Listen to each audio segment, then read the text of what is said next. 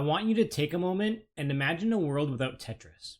It might seem unimaginable today, but on November 26, 1994, a legal battle over Tetris escalated to a breaking point, threatening to erase the game from our lives forever.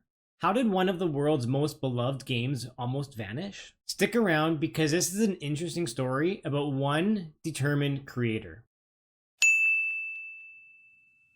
Tetris was already a global phenomenon by 1994. Created by Russian software engineer Alexey Pajitnov in 1985, the game had humble beginnings.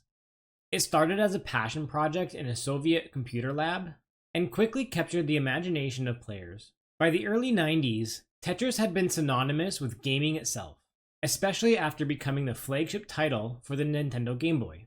But behind the scenes, the story was far from simple. Due to Soviet-era policies, Pajitnov did not own the rights to his creation. Instead, they belonged to the Soviet government, which sold the licensing rights to companies worldwide. The result was a tangled web of legal disputes and competing claims. By November 26, 1994, one of these claims hit a critical junction. A US company called Tengen claimed it had the legal license to distribute Tetris on various platforms, while another company, the Tetris Company, co-founded by Pajitnov after the fall of the Soviet Union, argued that Tengen's rights had expired. This wasn't just a legal battle. This was a high-stakes war for the future of the game. Tengen had already released its own version of Tetris in arcades and on home consoles, but the Tetris Company filed a lawsuit, alleging that Tengen's version violated copyrights and trademarks.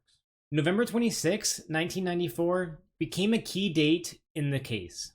A preliminary court ruling favored the Tetris Company, ordering Tengen to halt all sales and distribution. But there was more at stake than just one company's profits.